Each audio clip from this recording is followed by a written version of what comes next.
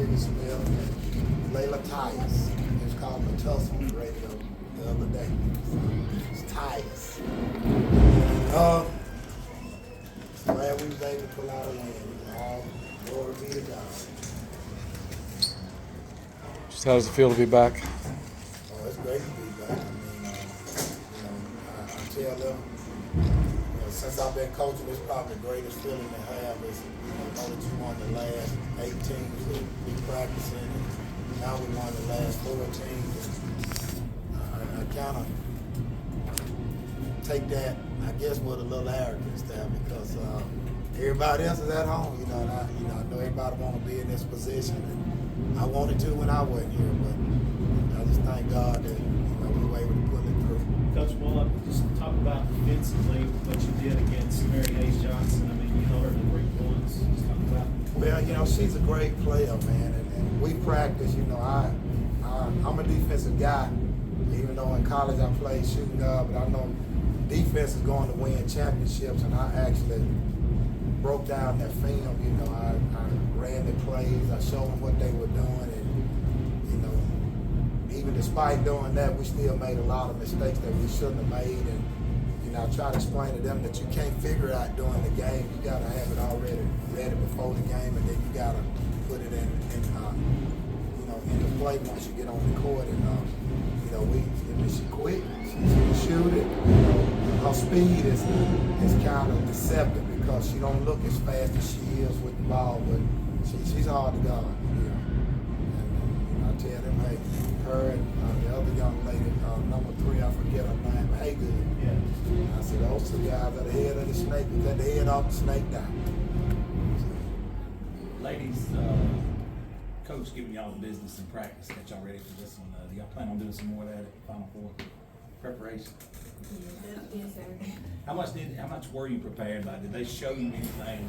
Did they do anything that y'all haven't seen or tried systematically? Coach showed us everything yesterday and the day before. We were on. Just the players, getting back to Birmingham, just what does it mean for you guys? It means a lot. Like, everybody doubted us and counted us out, and it just feels good to, get back down. Before the game, the Cherokee County student section cheered all your misses. What kind of motivation was that whenever you were warming up? I told my team once we got back to the bench, I was like, the student section, X them out. We can't engage into what they doing because we're gonna start messing up, and we just can't listen like that. We gotta stay focused on what we're doing in the game and not outside of the crowd. The first half, there was a lot of back and forth, a lot of turnovers for both teams, back and forth. Then it gets to the second half, and it's much more deliberate. What kind of pace did you want, and what kind of pace do you guys excel at?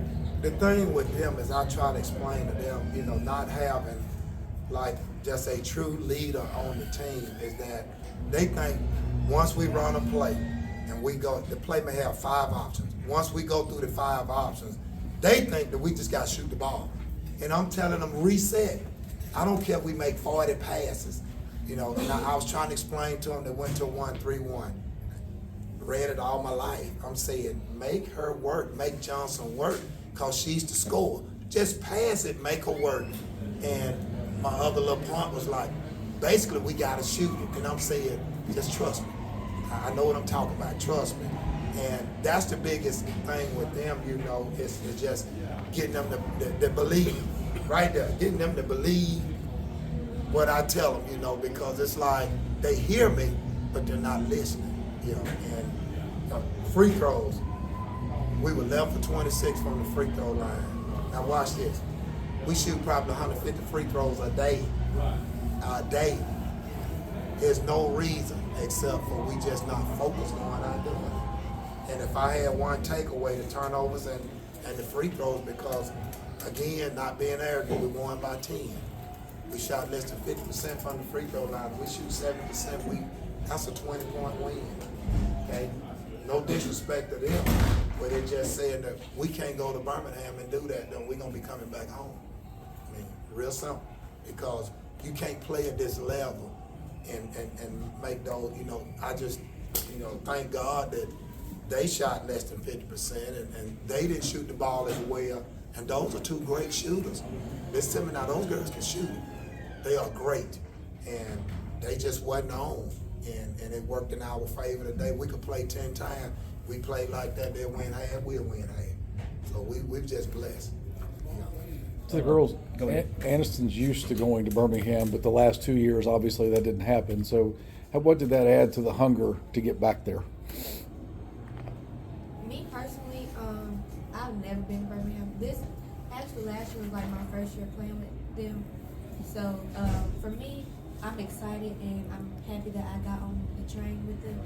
And I'm just ready because like I've never been and I just, I want to win with my team. Michaela? I'm really excited because I haven't been to Birmingham since the 9th grade. So to go back, that's good. Coach, first talk about how big Michaela's three-pointers were in the third quarter when it was a very close game. I think you guys had 7 points, and those were 6 of those 7 points. They were huge. I work on her. We got a drill called blackout. I make her shoot for 5 minutes straight. It's a series of stand still, side step, no break, transition, run the half court back, got to shoot it. She got to shoot 40%. And she shoot.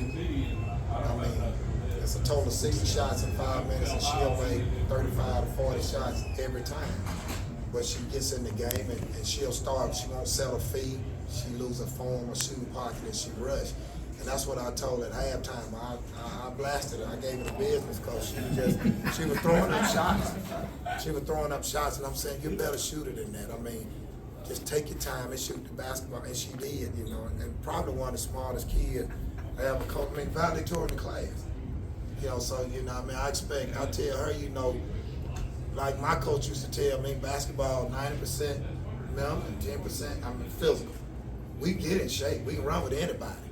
But you got to be able to think the game, and a lot of times they think how I pressure and run that we don't think the game, but this old fella right here, I think the game. That's the only way you can win. Can you talk about what your mindset was when you were there on the line and ready to fire it up? Well, at first, I think I was in my head too much to start the game. That's why I kept missing. And then after coaches talk, it calmed me down. So I got it. Coach, you've been around for a little while, and just what's different about this journey and this group as opposed to others you've been playing? Well, I tell them, and they'll tell you this right here. 19 years coaching girls. This the hardest team I've ever had to coach in my life. It's the most skilled team. I got more shooters. I had Alyssa Dutton, one of the greatest shooters I had. But I had Alyssa and I had Ariana Conley. But on this team, I got 5 girls that can shoot the basketball. I don't have any size, okay? I got 5 girls, 7 girls that can play defense. It's the most overall skilled team I had. And they got the best starting we ever had. We started 17-2. I didn't do that in 09 with Takoya Allen and them. I didn't do it with Alyssa Dutton and them. And I was just telling them, if y'all can see the big picture and just believe what I'm telling you, that we got a shot. We're not the best team, but we could play with the best if we do what we need to do. But I tell them, I gave them a scripture yesterday, and I'm not trying to preach to you. I told them, Paul begged God to remove that thorn from his side. I said, well, y'all been a thorn all year. And I begged God to give me the wisdom to make them see what I'm saying. And the only thing, I was driving to work yesterday, and the only thing I could think of was the last part of that scripture when God said, my grace is sufficient. So I said, I just got to go through it. I can't worry about him. I got to go through it. Coach, I'm a long-time basketball coach, trying to do radio now, doing a probably mediocre job, probably a mediocre coach too. But I thought you made a great coaching move in the second half by extending your defense maybe to more full court, and you forced them to do some stuff I think maybe they weren't prepared for. And I thought they were a well-prepared team. Do you think that helped you as much as what I saw? Force them to turn the ball over. They didn't get good shots. They had difficulty getting the ball to half court to initiate any kind of offense. You talked about that, please. You are absolutely correct. Okay, Cherokee County runs a diamond press. So I assume that they practice against that every day. So I came out in the first half in a 2-2-1, 22, okay? And I wanted to just slow them down to wear them down at that point. Okay, once we got to that point at halftime, I said, we're going back to our high pressure. And another thing that didn't make me change in the first half is she got 2 fouls quick. So I had to gamble like, do I leave her in, do I take her out? And I told her, leave me in, you got 2. I took out with 1:40 seconds left. So when we came out the second half, I extended the defense, but I went diamond, and it was more of a, we're gonna trap Johnson and stay near Johnson and make her pass it to the other The girls. ball out of her hands. Yeah, absolutely. And once we get it to the other girls, we could force a turnover, but we had to stay near her. So you're right, that's what we did. Girls, when Coach brought up that scripture in practice, what was your reaction to it? Coach brings up about 20 different scriptures in one practice. I mean, he do it for like the benefit to help us, but that scripture right there, it kind of motivated us because like, I mean, if he said we obtain it, Takeria, your thoughts about that? I'm with Label. She texted me this morning and told me they had to go pick up a person at the school at 7 o'clock. Y'all had to go pick up a person. I said, that's fine. Then I texted back and said, the devil does a lie. I am not fixing to let it get distracted. I see y'all up there. Because they know normally what's going to happen. Yeah, I'm going to get upset. They probably would have ran before the game. Okay? But I was like, you are not solving my trip to Jacksonville. Yeah. And I'm not giving them an excuse. So they can't come. Well, we lost because Coach ran. We're going to play. All right, one more question. Yeah. All right. Thank you, Coach.